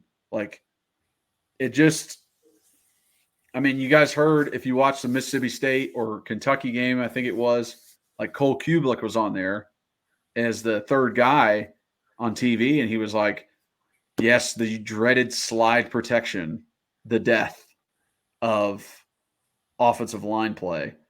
And that's what he's talking about is everybody goes, oh, I just have this gap. That's it. And then they run twists and blitzes. And just because no one shows up in your gap, you think you're fine. And guys are getting confused all over the place. Nobody's passing off anybody. And they're blitzing everyone to your weak side. So it's just frustrating. We still get a field goal out of the drive. But it's just MAs. It's missed opportunities on offense, which I hate to see. I love getting points, but and like I said, heavyweight fight, so you're not going to win them all, but you definitely feel like 14-0 is going to look a hell of a lot different than 10-0. Yeah. So, but Greg's one of the ones where I call out is like this, the lead to Squirrel in the Bubble wasn't a good one, right? So he had some good ones and he had a bad one. I like some swing passes to Dylan. I'd love to see that. I want Dylan in open space as much as possible. That was a nice pancake block by Holden States too. Great. Yes. Dylan does a good job of getting a first down. Then we've got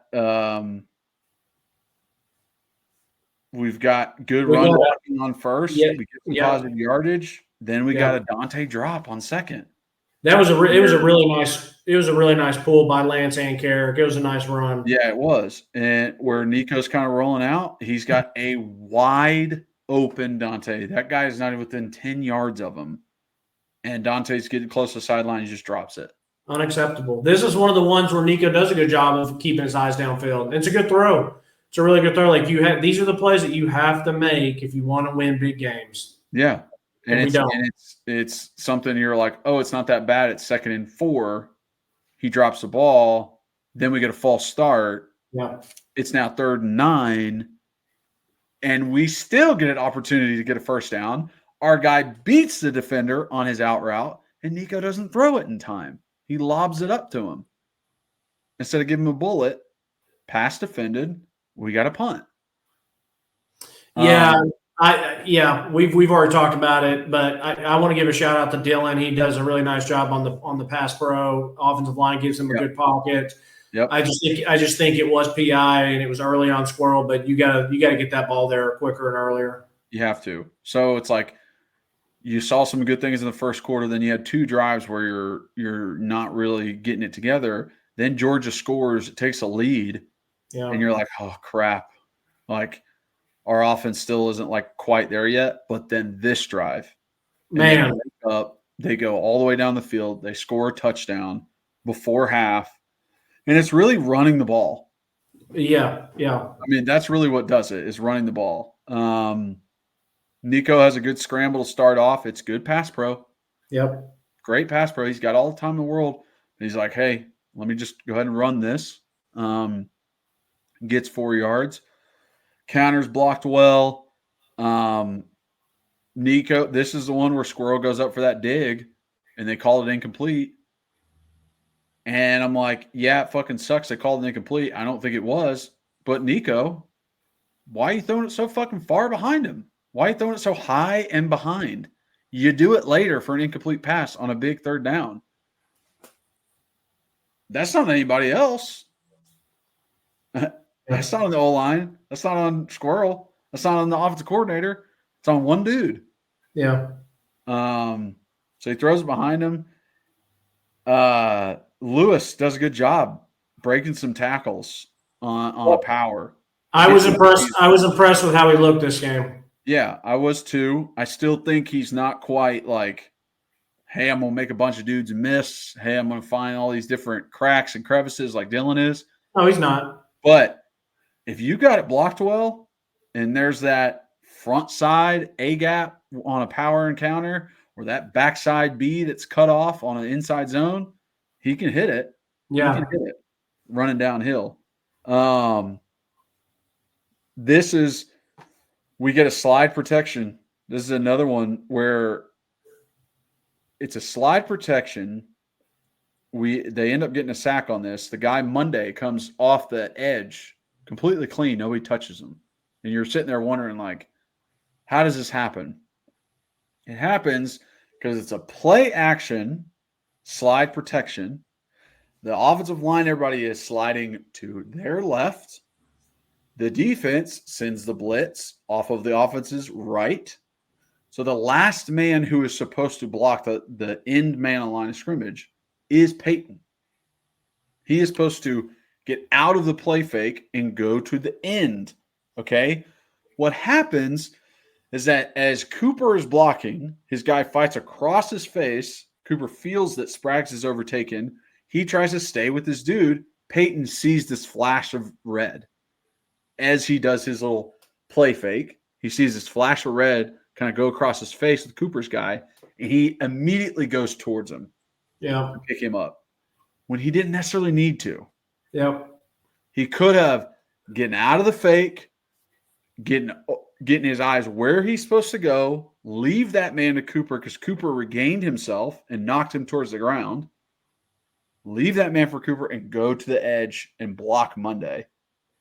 Because it is just a clean look for him. No one touches him, and Nico has no time to react. Yeah. So those are just very hard, and it's very hard to be like, hey, freshman, yeah, fucking get this protection right. Yeah. in an away game in your, second really time like playing meaningful minutes versus a really good defense. Yeah. You think it's like, well, maybe if Deshaun Bishop's not injured and in that spot, it could be a little bit different. Yeah. Then we got great pass pro, and he hits an out route to Squirrel that ends up a yard short on third down. But it was a great throw. They, plow forward for a first. Then this is the swing pass to Lewis and stays with a pancake block. Just incredible outside. And then the run by Dylan, it is just great offensive line work. Both double teams get up to the second level, get up to the linebackers, and both safeties are too shallow. They're too close to the line of scrimmage. And by the time Dylan hits that hole, starts going vertical, they're too close to the line of scrimmage to redirect and catch him. He's too fast for that. Yeah, and I agree completely. The only other thing that I want to say about this drive is that 3rd and 11. And once again, you get I couldn't believe when I rewatched it how much cushion they were giving Squirrel. But what I like here is that we do the speed out, because if you run a hitch, if you run a slant or an in route or one of those things, and you're like, hey, like when you're talking about it out loud or you put it on paper, it's like, well, they're going to give Squirrel White that much cushion. Like, let's just get it to him and let him make one guy miss and let him pick up the 11 yards. But I'll give credit, like Georgia is really good at tackling in space. Like they're good at that. So if you just get it to him quick, I think it's very difficult for him to make it miss. I think if you bring him inside. So therefore, you have the big arm quarterback. Hey, we're going to run a little 6-7 yard speed out turn, get the ball to him and let him get upfield. And so once again, you're just making like you're taking what the defense gives you, and it's easy. And I like that. You make it look easy. And then on that 4th and 2, they have Chris Brazel in the backfield, so it looks like it's either going to be a handoff to Dylan or we're going to keep it, and then Nico can either run it or just do the little dump.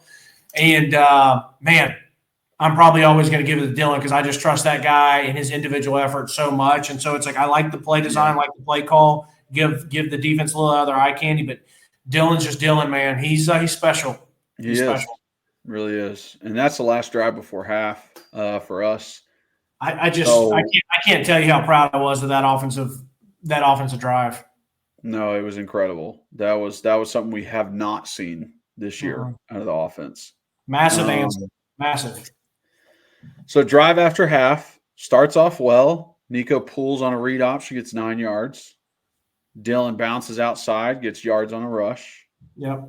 And then this is a sack pressure. We try and go fast, and I see it. I see Sprags looking back and forth like this before the snap, and he's trying to figure out what the fuck play call is. And then all of a sudden it's a pass protection. We snap the ball, and he's like taking off inside trying to help Coop, and a linebacker just right where he was standing, just right up the middle. Runs by him. And it's like I don't think Sprags knew what play was. I don't think he knew what the protection was.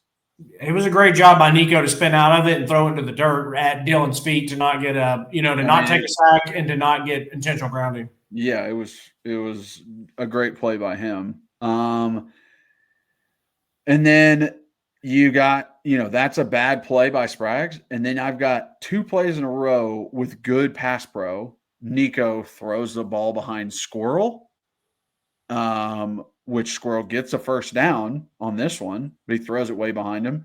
Then he throws the ball behind Kitzelman on the same kind of route. It's across the middle, and it's incomplete, and Kitzelman gets hit. And I'm like, what are we doing? Why are we missing this? When we have good pass pro, we can't hit these. When we have MAs on the offensive line, we make incredible plays and throw it in the dirt and survive. I'm like, when you have it your easiest, why are you missing the balls? Why are you missing these throws? So then on this last one, it's a 3rd down. Pressure does come, but I say pressure I'm saying pressure on purpose because it's not sack worthy. It's not you're getting held onto. It is just, hey, there's some movement up in front of you.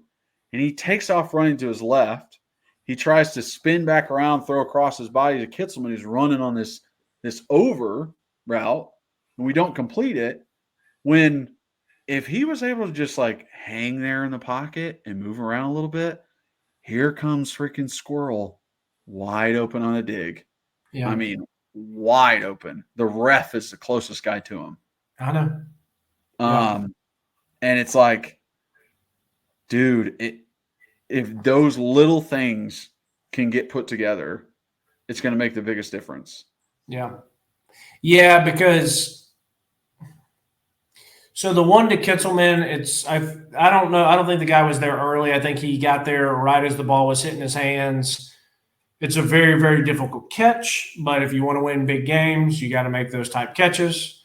But I agree completely. Even if Nico wants to get out of the pocket because he feels more comfortable, I don't want our quarterback to be the quarterback that doesn't take something early because he's always waiting for the bigger shot, because that will absolutely get you in trouble. But it is a good point for you to say, hey, I know what routes are going. I know what's going on. You would hopefully know that, like, okay, snap, you see what the coverage is, you get out of the pocket, and you know, like, hey, Squirrel's going to be beaming, and it looks like the safety's not there. So that's just where you go from, okay to good to great to, unbelievable. And it's just like, he's not there yet. But I hear you. I mean, I do. And then I understand why he punted this. I think it was too early in the second quarter to try to go for a 4th and 6 here. This is the first drive after half, which it's still a tied game. Yeah, so, I think you definitely punt it. Let's punt it and keep living. Next drive, we got good pass pro. We hit a slant to Brew. Brew gets about 5 or 6 yards. Great, awesome. Good hand scratch, very good hand sketch. We hit a swing pass to Dylan. He gets another 5 yards. It's 3rd and short. We're sitting in a pretty good spot. And then I think we get the first down on a run. Then there's this read option that Nico pulls. Okay.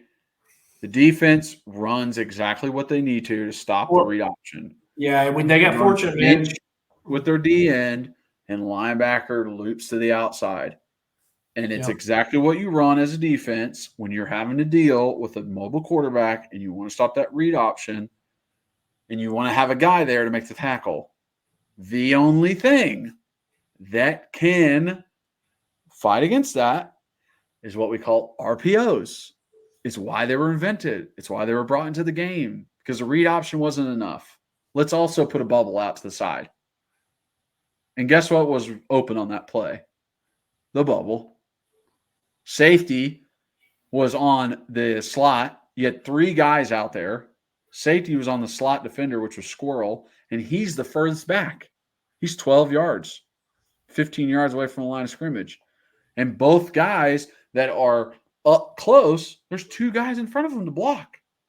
When you look at it, Squirrel is open for a bubble and to get positive yardage. So, hey, if I'm sitting there and I'm Nico and I'm like, here's my – like I can give this or I can pull this or I can throw it outside, and I'm sitting there and he crashes down and I pull it and I'm looking and all of a sudden I see somebody outside, I might just be like, hey, I'm going to throw it. And I don't know if that's like with experience, he's going to get better with this. He's going to be able to read it better, understand defenses better, but also like where's the playmaker in him to hit that instead of trying to do it himself. So it's a very fair point. It's just what you see. Yep. And then you got great pass pro again. You got picked up the rush. Everybody's blocked. And he overthrows and behind Squirrel on a dig again. And I'm like, there's nobody else to look at here. I'm not looking at anybody else for why we didn't complete that. That's on Nico. Yeah. And you can see Nico later when, Squirrel's open on a dig, he doesn't hit him, like running off the field with Squirrel talking to him. because he's like, hey, like, I'm my bad. I hope that's what he's saying to him. I've got you killed on a hitch. I've got you killed on a dig. I've given you horrible balls twice, and I've missed you. Yeah. I haven't even seen you run an incredible route. My bad, bro. It's the same thing with Dante when or I don't know I think it was Dante later in the game where we take our other deep shot, which kudos to Heupel to still take them even when their safeties and corners are so deep. But we take another one and he gets back to his ways of just an absolute airmail. I mean, he threw the one up early to Chris, and it was like he did a good job of letting Chris come back for it, and it drew the PI just like we've been saying for years. But this one, it's 10 yards overthrown. I truly don't understand, and maybe I shouldn't have this thought, but it's like I think that could change. But then I'm like, I've seen it for going on a year now, and I do think Nico's going to get much better on all aspects of the game. But like, I just sat and saw a 6-year senior with Joe not being able to compete at the deep ball. And it's like it's tough for me to be like, Nico's supposed to be this elite. Nico's supposed to be this elite guy, but it's like you would think the deep ball would be the one thing that, like, if you're a really good quarterback, you can. I know that there's better quarterback. I know that if you take all the really good quarterbacks, there's better ones that are better with the deep ball throw, but it's still like, yeah, you know what I mean? Like, I don't know. No, I know what you mean. And then this is pretty much our final drive before we get it with 2 minutes left. Where it is that first play is to Dante. It's an overthrow. The next play, he leads Squirrel on a really good bubble. Okay. Then there's good pass pro again, and Nico scrambles. He ends up getting enough yardage for us. But it's good pass pro. He doesn't necessarily need to scramble. And once he does, his eyes go down, and I'm looking downfield, and I'm loving this sky cam view that ESPN has that you can go back and watch, and I'm seeing dudes running open. And I'm like, Nico's already he's already put his eyes down. He's already running. There's nothing. Now there's no opportunity for it. Then you got Peyton misses a blitzer right up the middle. Doesn't see him at all. Misses him. He gets right in Nico's face. Nico scrambles, gets a few yards. And then this is a great third down. It's like a 3rd down and 8. And we pick up the blitz. Good pass, bro. Nico is sitting back there. You can tell he wants to run, but he just steps up a little bit, and all of a sudden Kitzelman's sitting there in between zones, just waiting for a ball. And Nico hits him right in the gut as he falls to the ground and gets the first. And it's just a couple things that we saw versus Mississippi State. There were a couple plays I saw versus Mississippi State where Nico was stepping up into the pocket and his eyes were downfield, and I was like, that's what I want to see. And I just didn't see that this game. That might have been the only play that I really saw that. You know what? It's almost like the Squirrel. It's almost like Squirrel has to – the thing where Squirrel has to jump or dive or leave his feet to catch everything. And it's almost like Nico's just in that little where he's like, I just got to get out. I got to get out. I got to get out. And sometimes he does a good job finding someone to keep his eyes downfield, and other times he misses. But yeah, it's like the little nervous tick. No kidding. So Dylan ends up getting another first down later. He runs hard for it. This is the one where Sprags just doesn't block the late blitzer, just lets the guy just rush, even though he has no one to block, that we were talking about earlier. It was really frustrating. Nico scrambles. They run the ball. Campbell gets beat across his face immediately inside, and it's a tackle at the line of scrimmage. Then I got a play where pass pro is there, and it seems predetermined by Nico. He tries this slant to Brew. Okay? And if you're watching from the backside, this could have been an interception by this safety. He lost his footing. He's right there to pick that ball off. Yeah, Kirk. I'm looking at it like, Nico, you took the snap. You're standing back there. You immediately look left. Immediately. As soon as you look left, the safety who's in the middle of the field flips his hip to the left, opens up to the left, starts running to the fucking left. Guess who's on your right side in one-on-one fucking coverage running a 9 route? It's Dante. And he beats this dude off the line. And I'm sitting there like, as a quarterback, what do I know on this play? I know the offensive line is blocking this protection. I know that Brew's running a slant, and so is the inside slot guy. And then I know over on this side, I got a tight end and an outside receiver's running go route. And maybe I look left. And where does that take the safety? Left. And where do I see a lot of people? Left. I remember I have this go route on the right side, and he's in man coverage. Let me look back over there and give him a seed. Because that's what Hendon Hooker did. That's what Hendon Hooker did a lot. He would look off that safety. He'd look over to the slant, over to the hitch, over to the dig that was happening, and that safety would run over, and then he'd hit a deep ball on the other side. So that's what I want to see. That's what I want to see out of Nico. I'm not seeing that yet. Maybe it's because he's a freshman. Maybe it's because he doesn't trust the process yet. But eventually it's got to click for us to win away games in the SEC versus the number 2 team, number 3 team in the SEC this year at night. Those things have to happen. And then it's 4th down. We're going to go for it.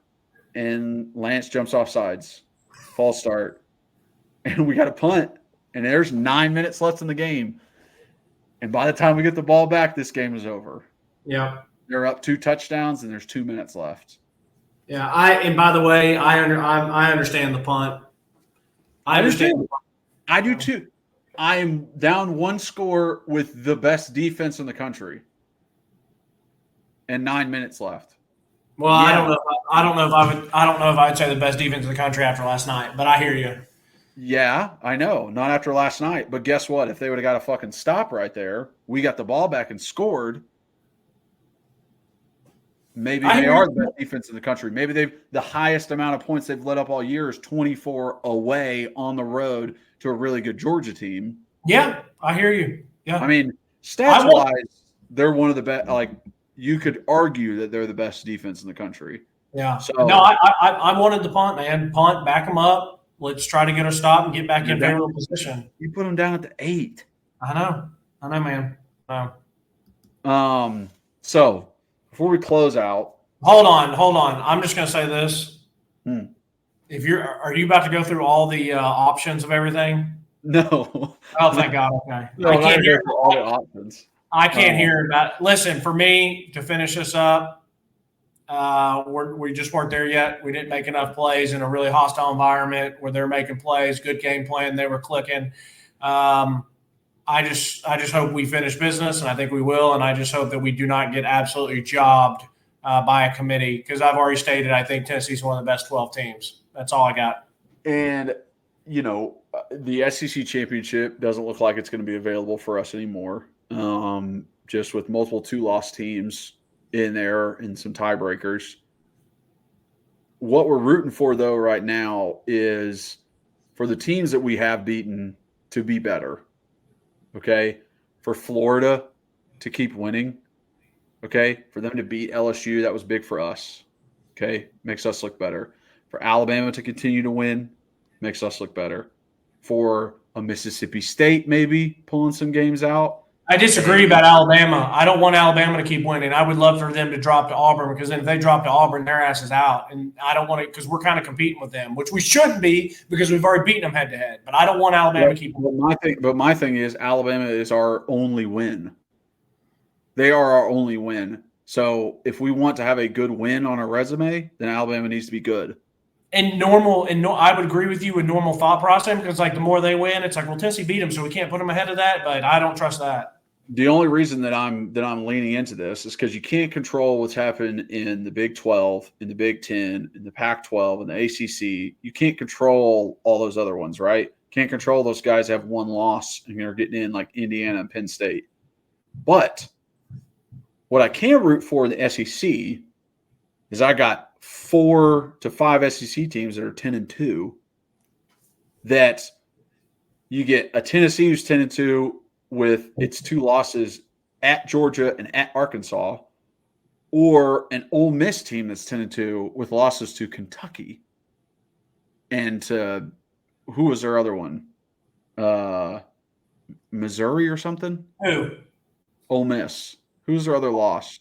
Was Kentucky, it Alabama? Kentucky and who was the other person they lost to? Kentucky and LSU.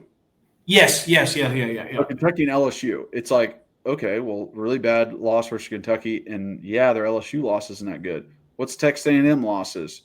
To Texas and to LSU. Okay, well, that's not that good. Like, I want our resume, when you look at it versus other SEC teams, to be better. Okay, we're not making the SEC championship, but can we be considered the number 3 team? I think so. If you're holding us up against Alabama and you're sitting there and you're like, what's the number 3 team? I'd love that. I'd love that to be the case because we beat them head to head. So that's where I'm sitting on. Just like, I think we can still make this into the – I still think we can make it into the playoffs. I think we're better than those other teams. And BYU losing this week was big for us. Yeah. Because I think if Colorado beats them in the Big 10 or Big 12 championship, BYU doesn't make it.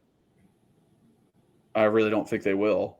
They'll be a 2-loss team, and they won't make it for automatic qualifier being Big 12 champ. So rooting for some madness going down the stretch. Ohio State giving Indiana their first loss this weekend. That will help. Or maybe if Indiana wins, knocks Ohio State back a couple of notches. Be nice. So we'll see. But it's exciting down the stretch. We had full control. Now we don't. So hopefully we finish this out strong and not let Vandy play upset for our season. Control what you can control. Don't let that guy beat you. Go Vols. Go Vols, baby. See you, brother. See you, man. All right. Thank you guys for watching and listening. If you are watching, please like, subscribe, hit that notification bell. Leave a comment. Love the comments. If you are just listening, rate, review, download, and re-download on all those listening platforms. Also follow us on social media at Pancakes and Bacon for our main account on Twitter, at Pancakes and Bacon _RTI on Instagram. And then if you want to follow Reed, it is at rbacon26 on Twitter. And then I'm at Kyler Curbison on all social medias. So check me out there. But really appreciate you guys. Thank you so much for being the best fans in the world. And as always, go Vols.